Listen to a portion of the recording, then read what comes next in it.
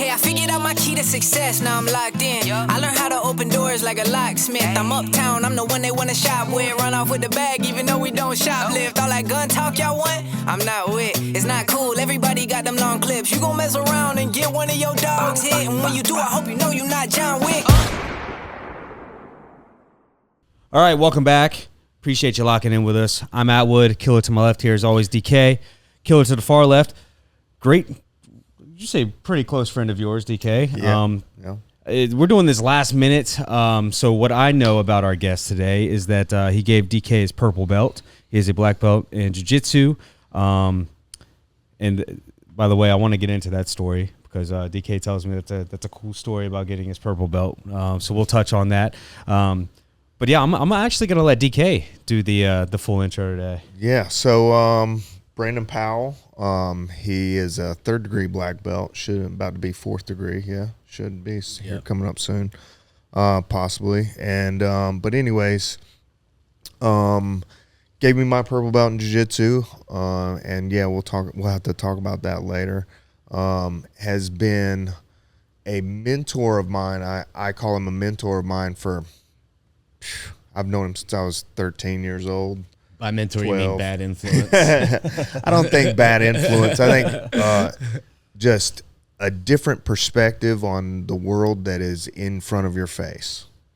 You know, you have given me that outer scope of everything else that is not normal, right? Like, seriously, when he first started he's a Wim Hof Method instructor, just a musician, just all the things above, you know, like knower of all things. I tell him sometimes, you know, like anything that I need to figure out or try to ask about, you can ask Brandon about it, and he knows a little bit about it, and he's diving more into it. Or I can BS, yeah.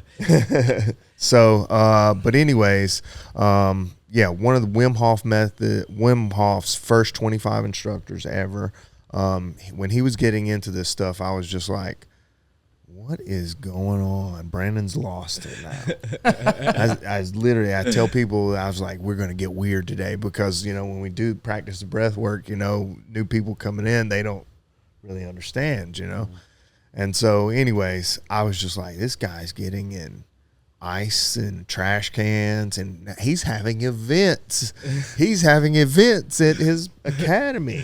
And I was like, so I just didn't know what was going on. And then Wim came on, Joe Rogan, and I was just like, hey, that's the shit you're doing? And so I just started diving more into it. That was in 2017 now. Wow. So well, yeah, 2017 is when I got you on the train. Hooked. Yeah. Yes. Yeah. I found out about him in 2015, and then in 2016 there was the official Wim Hof Academy opened up, and I was one of the first 25 instructors, the very first group that trained with him in regards to all of this. And so there wasn't an academy until we started it. Wow. And then I worked for him. Well, I worked for the group teaching the instructors for the next few years. It was cool to be able to see the academy evolve over the next few years after the first year of Melee. A bunch of like very type A personalities, people who wanted to get after it, you know, Yeah. and then how many out of those 25, how many are still instructors? That's a good question, man. I'm not 100% sure what everybody's doing. Definitely some people went different directions with it. You know, I wanted to teach it. I mean, I made that commitment that I was going to do it. At first, it was not about that at all. At first, it was just I wanted to do the stuff. I wanted to do the ice baths and all that. And, you know, that has become such a thing, cold water training and all this over the years. It's starting to really take off. Yeah, you think so?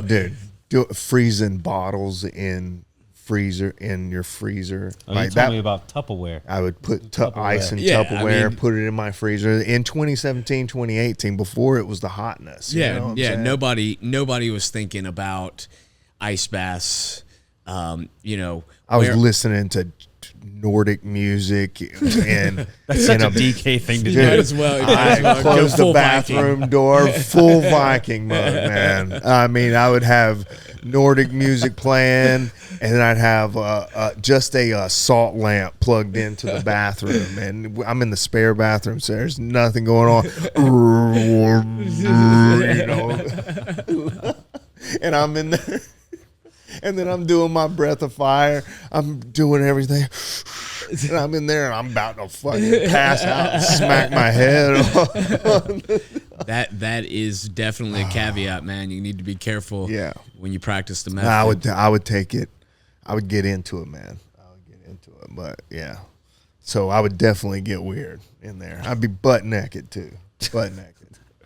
Could have left out that detail. I mean, how else? Dude. You know, listen, dude. The first time, you know, think of it, take it as you will. But the first time that I ever trained with Wim, right? Where I mean, I had been with him. I met him in California the first time, and but then the one where we actually got in water and did the whole, you know, got really hardcore. We were out in Colorado, and we found this remote lake that I swear had signs up that said no swimming, you know what I mean? And of course that's right where we're beelining. And we get there and it's just 25 of us standing around with Wim, and he's looking at all of us, and Wim was definitely playing it up, you know. He knew he was messing with us a bit, but he just dropped trowel in front of everybody. And then was just standing there very stoic. You know what I mean? Like not cracking a smile and just like looking at everybody in the eye. You know what I mean? Like and just with a full frontal. You know what I mean? And everybody's just like, nobody's trying to look. Yeah, and don't look down. don't look down. And like, I'm not doing that. You know what I mean? But and then he just spins around and marches off into the water. Like, let's go, kind of, you know. And So you're just like, all right, I guess I we're mean, getting. that was my introduction. You know what I mean? It was just like, okay, this dude. Did you get butt naked? No. No. I Underwear? kept my butt. No, I mean, we had, you know, we all had our shorts, so we were all in our, nobody changed. So he was the only He was one? the only one, dude. He just went up to everybody, you know. And that's Wim. Wim is he loves to play those games, man. He's a total prankster and jokester and has fun with everything, you know. And because he's got that personality, you know, some people would almost say that he's full of shit. But when you get around him and you get into something with him, like you think he's full of it until, you know, he takes off up a rock face with no ropes and What is that called? What is that called? free climbing. Free, yeah. I Free thought solo. I thought there was another. solo. 'Cause my girlfriend was Yeah, talking free about that the solo other day. is What a is movie. spelunking? Spelunking is going into caves. Oh, okay, never mind. Going into caves, which is way crazier to me, man. I watched this thing the other night. I can't do it, man. I can't. I get. Oh, just I'm watching like, it, I get whoa. claustrophobic. Yeah. No. How are you getting out of I've there, sent man? you. I've sent you videos Yes, of guys dude. like They're going just- through. Yeah, dude. It to me, like that is true breath mastery. Like true parasympathetic mastery. You have to be able to get so calm. Like you just can't freak out. Yeah. It's the same thing when you do free solo. You're not allowed to freak out. And when you really want to be in that perfect state, same thing with the cold water. You can't freak out in the cold water. If you freak out, you'll eventually die. So cold will overtake you. You have to learn to get calm. So the cold training definitely transfers into these other areas in that way where you can practice really getting comfortable, being uncomfortable essentially, and learn how to use the breath to mitigate all the stress. And that's Wim's whole deal. You know, this is an ancient practice. I mean, like ancient like yoga. It goes back forever. Breath work. I mean, who knows how far back that goes, right? And then, but it's putting it to the test in anything that you do in regards to taking on stress. So, I mean, it's not spelunking, but man, when you have like a guy on top of you who is far better than you at grappling, stronger than you, and can hold you, and you want to get out of there, and you can't, it's almost that same, you have to go into that space. I mean, jiu-jitsu really taught me that a long time ago, and the jiu-jitsu and the it's just one way to help deal with it. I think, jiu-jitsu is a good way to help deal with that. Well, jiu-jitsu is a stress. Jiu-jitsu is a stress. You know what I mean? You couple that with the breath work, and now you starting to learn how to control your breath work, and then you couple that with the ice baths, and it's different levels of the stress inhibitors and how to control it, right? Yeah. I mean, it's ultimately breath is coupled with everything as long as you're alive. And breath, it's, the way you breathe, like your existence is all imprinted on that, right? So your breath essentially is going to display whatever state you're in. And, so using it to overcome stress is like, it's something that we kind of know innately, you know what I mean? Whatever that stress is that we're taking on. And plus, our body has a way of just autonomically dealing with stress and using the breath, right? Like a sigh, for instance. A sigh is a way that we deal with stress. Whether it be that the body needs to have a certain... Like you're like... Well, that right there, that's a shift into parasympathetic, man, through the sigh. The sigh is directly connected to that kind of what you would call that parasympathetic influence. Do it without hesitation whenever something wrong goes on. Like, well, we do it every couple of minutes. We do it every couple of minutes autonomically, whether we know it or not. We're doing it. It's just the body relaxing. It's because our lungs are essentially liquid, and in order for them to separate the way that they need to, the sigh has to occur. So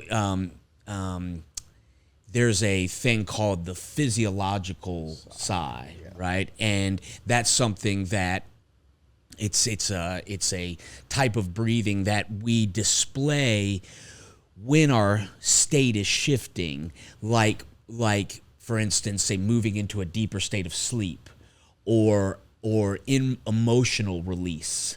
So our body will do something which we've all heard. We've heard ourselves make the sound, or we've heard others make the sound, which is essentially like a big breath and then like a multiple exhales on the way out, like a, you know what I mean? And it's, or actually, I said that backwards. It's multiple inhales followed by a long exhale. And this is a release, because the exhale is, in theory, connected to our parasympathetic nervous system. Sympathetic's fight and flight. Parasympathetic is like rest and digest. And so when we're slipping into these states where we need to be more parasympathetic, the body will facilitate through natural autonomic breath processes. But we can take advantage of those processes. Yeah. It's like if you go and fight and you don't know how to fight, your body will do things, but we can then hone that into something, scientifically speaking, right, that becomes the most efficient, effective way of doing it, right? That's the human experience. And our breath processes are no different. We can take our breathing. That's what Wim did. Wim recognized a type of breathing pattern that would show up in stress, and then he just started training that breathing pattern. And what he realized, and I don't think he was just like, I'm going to train this because, well, first of all, it's a part of yogic systems, like you mentioned, breath of fire. So it's a part of yogic systems, and he was deeply, deeply into yoga, and had a vast knowledge of all kinds of pranayama and various ways of doing breath work. So he had that understanding, but then he noticed, like, when I do things that really push me, whether it's going into altitude fast, like trying to climb, ice. or the ice, or the ice specifically. Yes. That was the first one, right? My breath shows up a certain way, so I'm going to train it. Well, then when you realize, hormetically speaking, a little bit of poison, like any good stress, eustress is what they call it, like going and training. You train for a period of time and it's very beneficial to you. You train way too much and it'll hurt you. Wim sort of found this sweet spot of training within the breath work that he recognized over a period of time, like, kept him very healthy. And then, mentally healthy as well. Because, for sure. Yeah. I think one of the reasons he started getting into the ice is from depression. Yes. Well, his wife. Sorry. Well, depression. that all kind of came a little later, in the sense of, like, really diving in, like.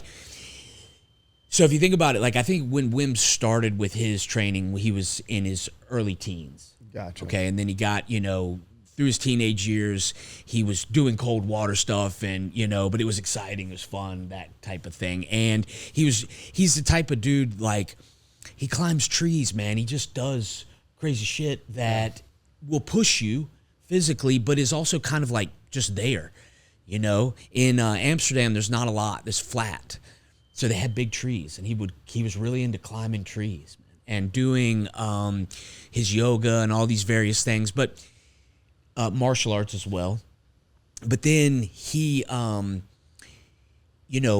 when he had real tragedy strike in his life, he really went to use those tools, man, to use what he had taught himself over years, and that's where he started pushing it even further in his late 40s, man.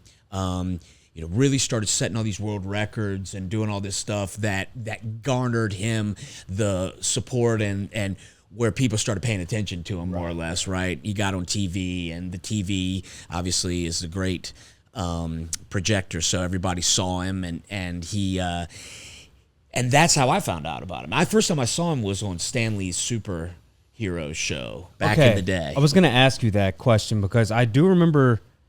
I couldn't remember the guy's name or really what he looks like, but I remember that show, and I don't know where they were, but there was snow everywhere. Is that the one I'm thinking of? Yeah. I mean, they were calling him the Iceman, because they had to turn everybody into his. I swear to you, man, I was watching that show because the dude, either before or after him, was he was going to eat a bunch of electricity. Like they were going to shock him, and he was going to take on this huge blast of electricity.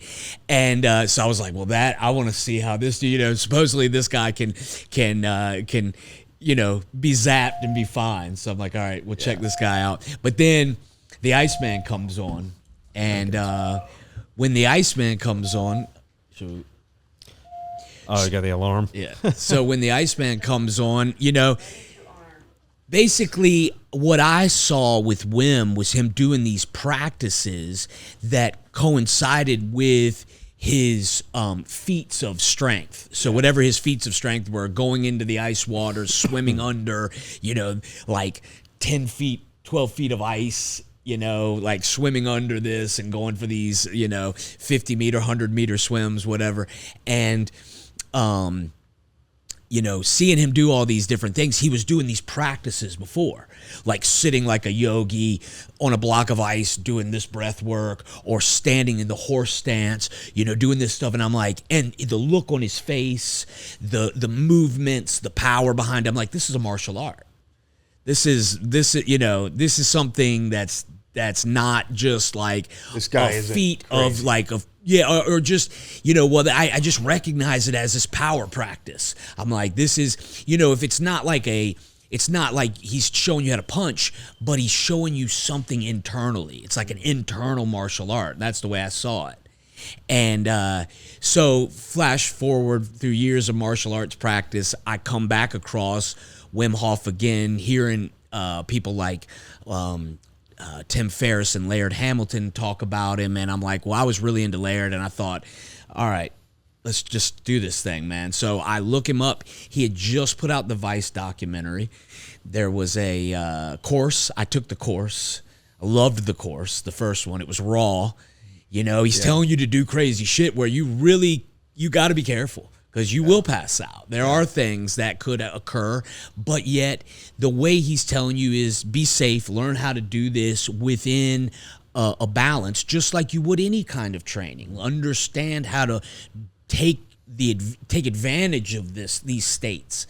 And man, I might be into conscious altering situations, man. I mean, martial arts is a conscious altering situation, man. I mean, we talked about like going somewhere else. Absolutely, the flow states. Yes. And you know, so I was pulled towards these different things, man, and it just made sense. Like the cold water was awesome. First time I ever did an ice bath, like a true ice bath, and I got out and I felt what it felt afterwards. And I'm like really paying attention to what's going on with myself. Like I'm really into it, and there's nobody around. Nobody's asking me to do this. There was no pressure at all. It was just me doing it by myself. There was no influencers out there talking about ice baths or anything yet, you know. I mean, Wim was the only person I knew about. And as far as I can see and tell, Wim's influence is what started this whole thing. For sure. You know what I mean? Yeah, and then backed it with science. Because there's Absolutely. a whole other aspect. And that's really... We're talking about the mental and overcoming things and breathing through situations, and there's a whole other... The analytical minds of the Western, like the Western mind, very analytical, wants to know how things are working, wants to understand it, and also is Where's always... the data? Yeah. Yeah. Yep. And so what you get is Wim putting it to the test with science and demonstrating it. And what he did was he demonstrated basically showing that through the breath work, you can reduce inflammation in the body significantly in the face of a internal pathogen. So essentially giving himself food poisoning through a type endotoxin experiment. So they shot him up in an experiment that was ongoing. He just jumped into an ongoing experiment. So like 1,000+ people had been a part of this thing, and they all got sick doing this. And that's what they were studying. What does the endotoxin do to the human body? And then how can we reverse these effects types of things? And Wim came in and demonstrated it through using breath work and showed an 80% reduction in the inflammatory responses. And what you end up getting is a person who displayed no sickness at all after 1,000+ people, you know, had been sick, like real food poison sickness. And then he trained some people. They demonstrated they could do it in a very short amount of time. Yeah, they were going to give him 10 days, right? Or He did 7 it. He days, did it in and he 4 did it in days. 4 days, yeah. 4 days training with him. 4 days training on their own. Oh, wow. Then they came back in and reproduced basically the same results, which made it science. It became published science at that point, where they say that we can influence our autonomic functions, our autonomic nervous system. Yeah. You know, and so that was super fascinating to me. It was like, you know, I want to understand this stuff, and you know, I just wanted to do it. And then because I got involved at the time I did, it was like the right time, right place. And, you know, the method, because of being involved in it, has opened up a ton of doors for me. I've been able to meet, like, you know, crazy folks that I never thought I would, that have either been an influence on me, and what, like, you think Marcelo Garcia, he's trained him personally, went up to it, like had a private session pretty much. A week. Yeah. Week of training, Marcelo's. yeah, where we're training him and the team. Yeah. Let's see, doing private work with Vitor Belfort, right? Yep. Oh, yeah. That all of that stuff was awesome, because it was like this full circle kind of thing. Like to end up with these guys. We used to talk about Marcelo when I used to drive up. I used to drive from Sumter, South Carolina, and I'd drive up to train with Brandon Jiu-Jitsu because, you know, I considered him my instructor.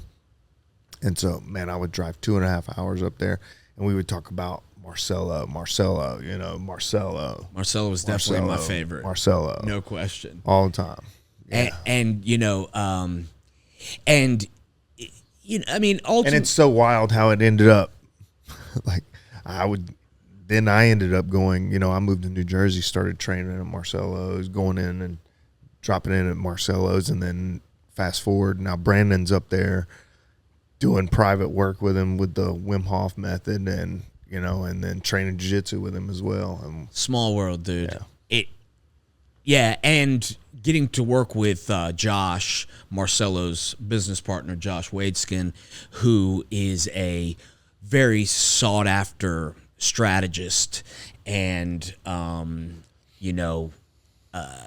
amazing insights into so he was like a things. child chess prodigy. He was. Yes. He was the focus of the movie Searching for Bobby Fischer, and yes, that opened me up, man, meeting, tons of luminaries in the jiu-jitsu world, but then with Josh getting to go into business sectors and work with some really impressive people in their fields who,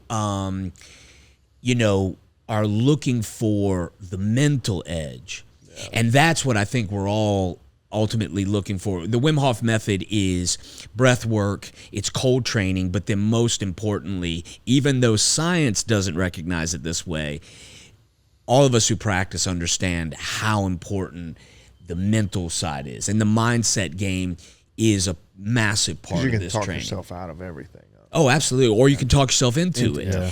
And that's the forward and the backward of the nervous system, right? And what we're trying to get out of it, whether we take on the stress or we don't take on the stress. Because you know how many people is like, man, I really want to come to the Wim Hof thing, but I don't know if I can do that ice. Yeah, and we don't pull any punches with the ice, bro. Yeah. We give them I'm real like, ice hey, I've never done an ice bath. Oh, man. Really? Even with this dude? No. Wow. He bought He's that like, really immense. expensive thing. Sorry, He's I gotta never work invited today. me over to try it once. And so like I'm one of those people. I think I have a valid excuse why I won't be able to do it today. I have to work. But I did fully intend on coming here to try it out today. Yeah, man. Well, I mean, it is. Even though it scares the shit out of me. It's always there. Cold water is a passive thing that just sits there. It just sits there. It just sits there. It's not doing nothing. Yeah. It's a great mirror. Yeah. It's a great mirror. What I'm so fascinated with, which might sound, I don't know how it sounds, but I'm real fascinated with the way we think and the voice in our head, right? I mean, if you have multiple voices, you need to look out for it. But if you have that one voice, man, that you're dealing with, and how when you put it under stress, it gets really loud. Yeah. And learning how to work with that space, that stress, that voice, most importantly, and learn how to turn it to your side, right? And really, because the nervous system, our programming is so profound and so deep that it's telling us, informing us of things and how we should react without us maybe having a choice. Overriding it, right? And so that has become, like, as I've gotten older specifically, it's become so important to me, man. Like, working with my children and trying to help them understand mindset, working with other kids, like in my kids' programs. So with your, let's say your kids, let's say one of them gets hurt and they're like losing their shit. How do you try to help? Well, okay, I mean, it depends on how, let's say it's one of the things I know they can handle. Right. Absolutely. Yes. Let's go there first. I don't have to take them to the hospital. Come on. You got to breathe in, breathe through it. I actually told a dude one time in a jiu-jitsu class, basically to get it together, to pull it together, and he had a punctured lung. Oh, no. He had broken a rib, man, and it punctured his lung. And he was like, dude, I'm having a really hard time breathing. I'm like, you'll be all right, dude. And that was like, I was probably, I was younger. Yeah. So I'm pretty careful. He came back like 3 weeks later, he's like, yeah, dude, I had a punctured lung. You were just telling me to get it over it. It's like I'm about to die. So, with them, man, I swear to you, I go to the breathing. But what's so cool, and just like I was showing you videos of my older son working inside cold water, all at his own discretion. He wants to do it. He wants to get better at controlling his breath.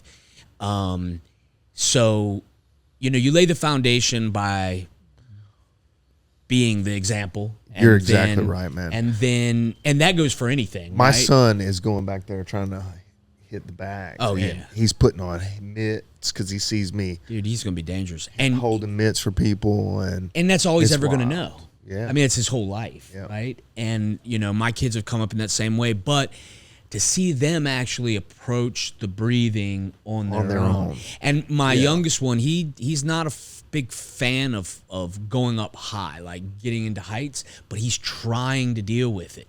And he's come to me and said, because they hear the speeches all the time, man. Right. And so I took him up, got him up on top of a mountain the other day, and we just worked our breathing, man. It's so simple.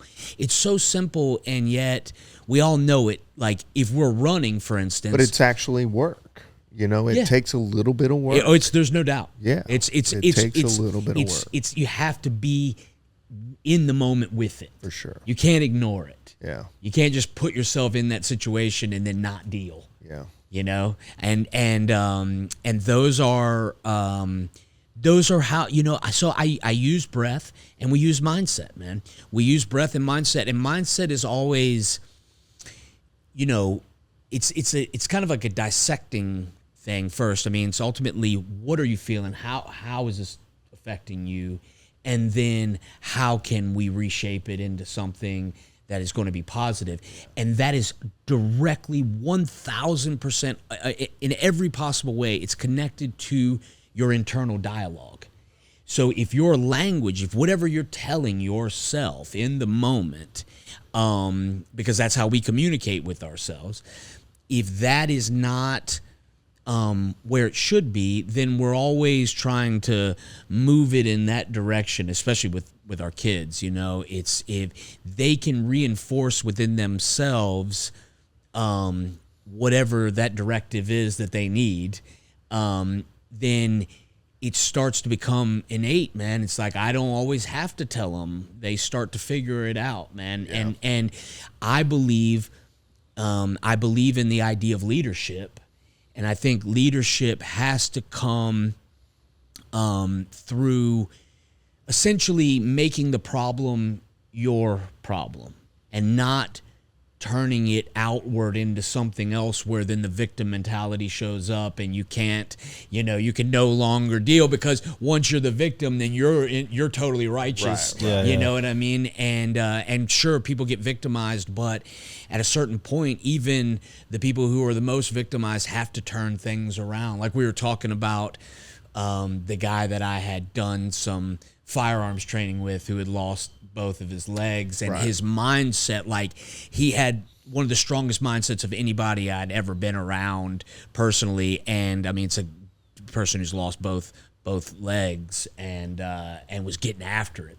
You know what I mean? Like, and you just make the problem your own. And then once you do that, then you can dig your way out. You can't dig your way out if you say the problem is out of your hands and it's just affecting you. Yeah. You know what I mean? It's like when you actually say, this is my problem. And so that is 100% connected to your mindset. And, as simple as that might seem or sound, man, it's just like breath work. It is simple, but it's you've got to do it. Yeah. And doing it all of a sudden brings the challenge in. You're like, maybe it's not as simple as I thought it was to have. That's why I made it. We don't have it on the schedule, but I show up every Monday and Wednesday at 8 a.m.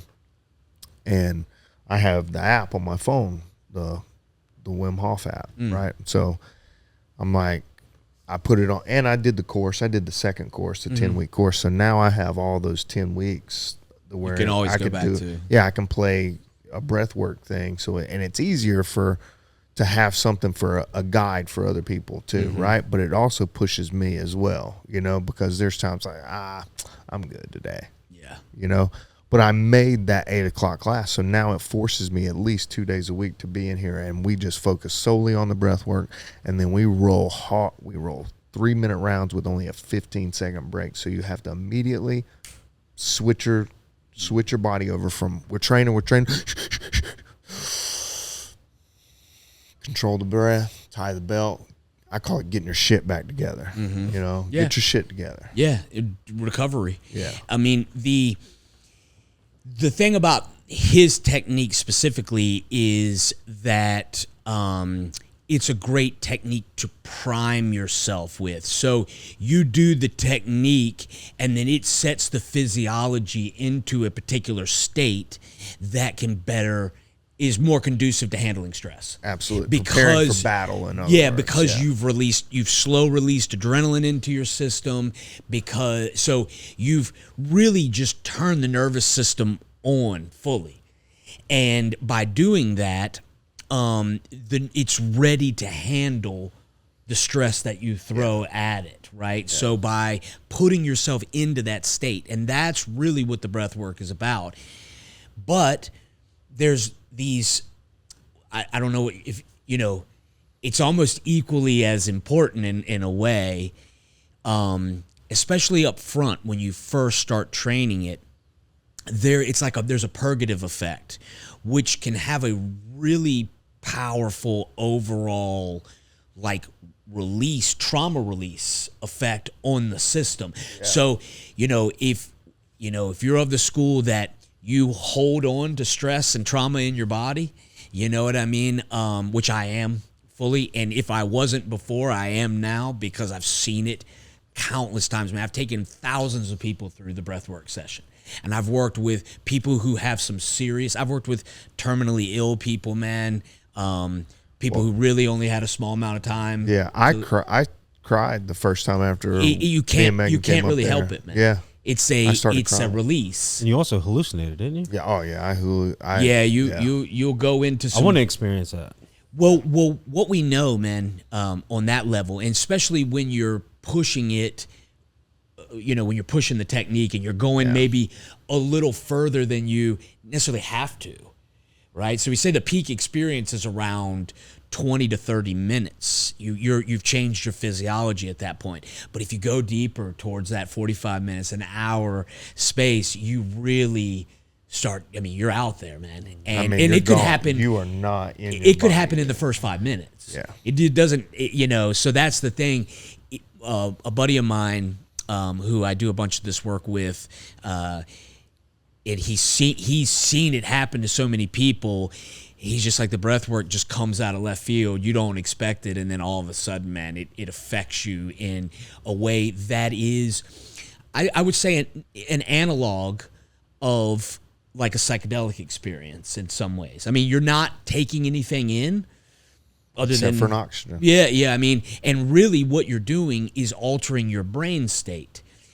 Johns Hopkins has done some really awesome research on all of this stuff. And when you look at this type of breath work in regards to like measuring brain states, it is the closest thing, if not directly parallels the psychedelic experience. We don't really know what goes on in the brain other than aspects of the brain, large aspects like the prefrontal cortex, tend to shut down. And so what that means is they go offline. Right? Well, it's the mainframe of consciousness in this way. But it's also a filtering system. And we believe consciousness is located here, right?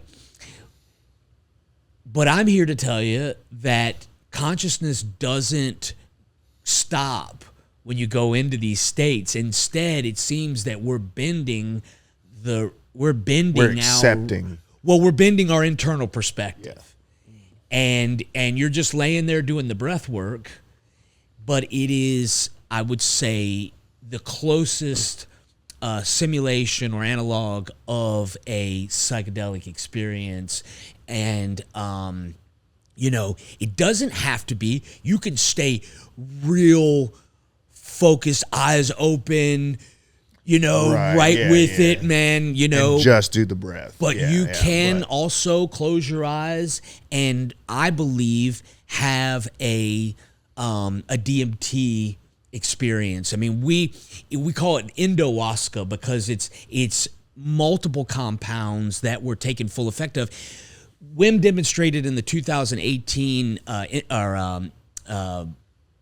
Wayne State study that in the Michigan University, that he demonstrated all this brain. It was a brain study done on how his brain works under this stress, right?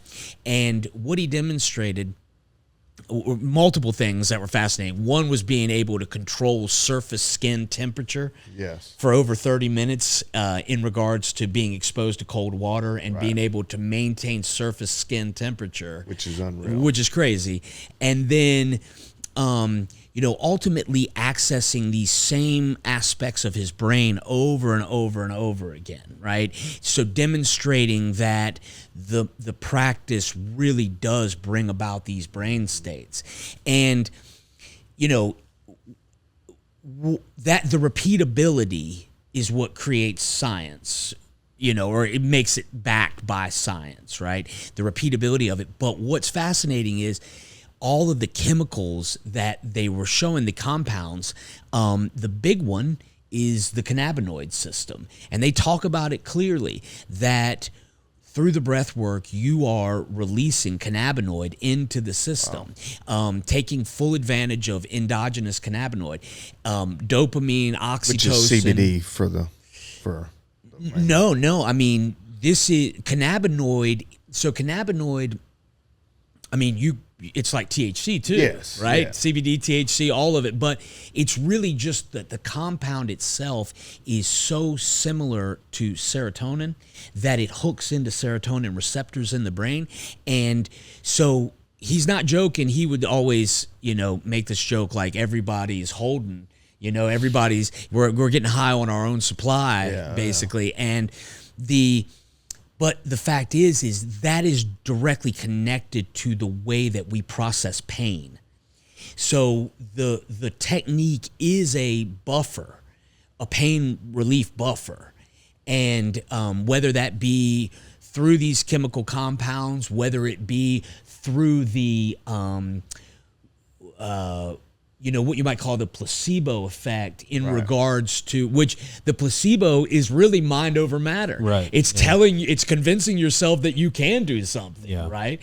And, but in his case, the placebo is very real because of the mental state that you're trying to create. With Wim, the whole thing in the practice, which is rooted deeply in Bhakti Yoga, which is like the yoga of what you would call like joy and love and happiness, because by creating these states internally on your own, being able to call out your own joy, your own happiness, your own freedom in a sense, you directly are affecting the pain centers in your brain directly. And they're all connected in this weird way through the periaqueductal gray, this part of the brainstem that controls this stuff through the survival mind. Dude, I'm learning. Well, so this so is many all new connected. words right now. This is all connected to your survival state, which is what makes it so fascinating. So it's like part of your brain that keeps you more in this modern, your ego state. We're tapping into the survival brain and bringing it online and exercising it, because that can atrophy, man, through the modern lifestyle, man. People don't push themselves. They never get into these states. They never deal with their fears. And so, but when you do, you're happier. You experience less pain. It's really, you're gonna experience the pain one way or the other. For sure. It's either gonna come through smaller doses like we like to do, or you're gonna get it all at one time. Yeah. But the you know, if I get to the core of it all, man, I was always interested in this idea of like the shaman, the person who would take on trying to understand his consciousness through either altering it, through altering it in various ways, right? And what fascinated me was that's how I saw Wim. I mean, I saw him in this, putting himself into these states, and I realized, like, okay, this practice is as ancient as we are. It is what I believe, if there was a catalyst that pulled us out of the animal state, it was these types of practices. It was pushing our mind to better understand the way that we think. And, so to tap into it at the highest level, it is to go into these states of happiness, of joy, of being fulfilled. Yeah.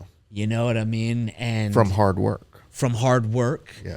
And through channeling it into the things that you love the most, man. Like, that's Wim's thing. You know, he overcome tragedy through a lot of pain, but then ultimately through transmuting the pain into something that was positive. Yeah. You know, rewiring the mindset. And, you know, that's really what it all comes down to for me in regards to this stuff. Yeah, it's just unbelievable how much it changed me, you know. It changed my perspective on things. It changed my perspective about my life. You know, I talked about this before with you, Brandon. Like, I was at a low point in my life. I was losing fights. You know, I was at this kind of crossroads. You know, I was getting older. Thought I was, you know, losing my shit, you know. And when I started training with Brandon for the breath work this time, and, you know, just completely blew my mind, and, you know, started this whole thing, you know, and now I want other people to experience that. And so that's where I think it comes from. It's like, you know, I've always said, you know, if you're a good person, good things will happen to you. And, you know, for a long time, I didn't know if that was ever going to happen. You know, I didn't never think it was ever going to, like, come to fruition. You know, 10 years, 12 years passed, you know, before I was making any money in jiu-jitsu or anything like that, right? I'm still not making money in jiu-jitsu, but things are a whole lot better than me making $40 private. No. Yeah. Well, man, I always knew with you, it was always a matter of time. You had tremendous drive, and, you know, you were on the search. It's always on the search for the next best thing to better yourself. Well, you know, and I was calling you right away, going, dude, you gotta get in on this train, man. Try this thing out, experience this. And I just I didn't, you know, I wasn't sure. You know, I wasn't sure, and then which is a great way to be too. Yeah. Skeptical of things, as long as it doesn't hold you back, you know. Yeah. But what I knew, you know, about this particular practice was that it delivered.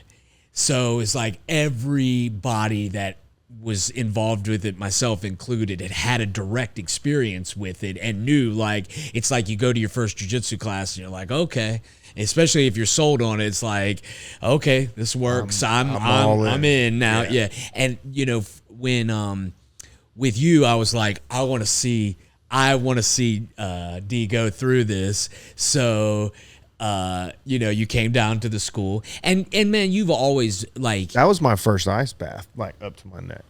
Yeah. Well, man, you know, we were talking about this earlier, you know, like, just like when I gave you the purple belt, in this way where, you know, we've known each other. I've known you since you were 13, man. Yeah. Right. So, or probably 12, 13. Probably right? 12. Yeah. So, long time ago. Yeah.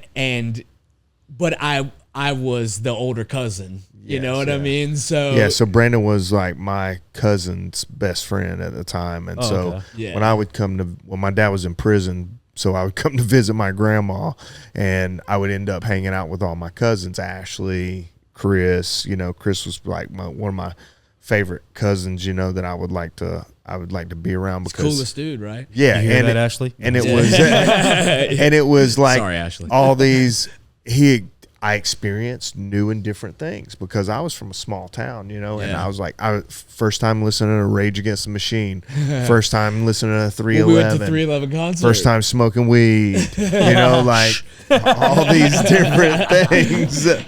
So, I mean, yeah, we went to a 311 concert. Like, I mean, just crazy, man, just wild times. But anyways, good times. And so, Yeah.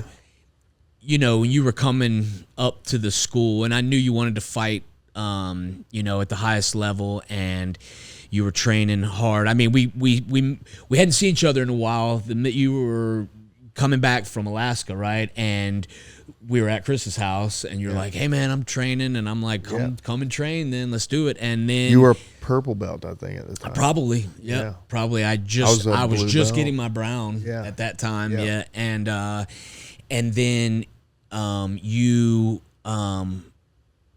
called me up, and I'm trying to remember exactly how it went because I feel like you called me up and said, "Hey, man, I'm going to this competition or something." Yeah, I was or literally- no, you came through.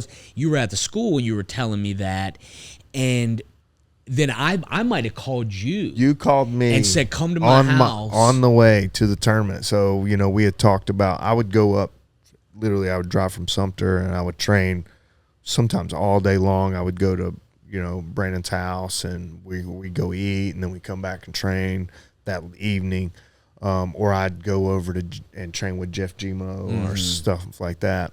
But anyways, yeah, I was on the way. I was driving to Concord, was where the competition was, and yeah, you called me. Said, "Come over." I don't even think you knew what you were coming Yeah, for. yeah. Or maybe you did. I don't know. But Yeah. you show up. I give him the purple belt, like literally at the front door. I'm like, "Go wear this to the tournament." And it was his old purple belt that was also Oh, passed sick. down Yeah. to him as well. Yeah. And Nice. so it was like, and so then I said, "Yeah, let's go see." And then he calls me afterwards. It's like, "I won the whole thing." Whole thing. Yeah, I did. So I did purple belt division, you know, in the gi, tapped everybody out. And then I did, I had 9 matches. I won, you know, advanced division in no-gi. I won absolute division in no-gi. And then I also won purple belt division in the gi. That was all in the same day, you know. So I had 9 matches, 9 submissions. And it was pretty cool. That's awesome, man. That's such a great story. Yeah. Then, so I mean, you know, just knowing that's your modus operandi, man, it's like anything that I would get into, it's going to be, I'm going to call you up and be like, try it out. Yeah. If you know, especially if I think it's going to work, Yeah. you know, because I want it to deliver. I mean, that's really what it comes down to, man. Yeah. So we got, I think this dude, he's going to be coming for the. So tell him to go in the other door. Well, and I got to do. Yeah, we're getting ready What to time go. is it? It's 9:24. Yeah, Oh, I okay. definitely need to set up. Well, so yeah, we'll do a part 2 on this. Wow, whole lot of information there, man, and still a lot more. I've to tried tap to into. explain it on some earlier podcasts too, but like, you know, We did do a pod where we talked a little bit about talked it. a little bit about what's going on with Right. with your body and different things like that, your pH levels. But anyways, man, thank you so much. Yeah, for real. Absolutely. I'm ready man. to- Thank you guys. Yeah, we're getting ready to do a workshop here at the academy. So Brandon's putting on, like, you know, the whole shebang for us, fundamentals workshop. So if you guys haven't done so, please check him out. On Fire, on ONPHYR. YR.com. .com. And then that'll take you to our dojo site, which gives the breakdown of everything, how it all works. Sweet. Man, thank you so much. Absolutely. Thanks out. All right, guys. Thank you so much for joining us again. Please like, comment, subscribe if you haven't done so. We're still moving up the ranks on the subscriptions. Slowly approaching 1,000. We've been at this for a year now, putting out an episode every week. So I appreciate you so much for staying locked in with us. Yeah, and real quick before we go, do you have a YouTube channel by chance? I don't, man, but I do have a YouTube video. Actually, I do have a YouTube channel. Yeah, it's the On Fire channel. On Fire, Yeah, okay. On Fire. And there is a video from, it's dated, but it was a viral video, man. 7 years ago. Yeah, it's a little I dated shared at it, this point, man. Shared but it around a little bit. Yeah, it's gotten a lot of views over the years, man. And it's a breakdown of the whole system. And Okay. yeah. Awesome. Well, I'll be sure to put that in the Yeah, we'll put it description on and there, stuff, and that way people can go check that out. Appreciate you guys tuning in, and until next time. Thank you.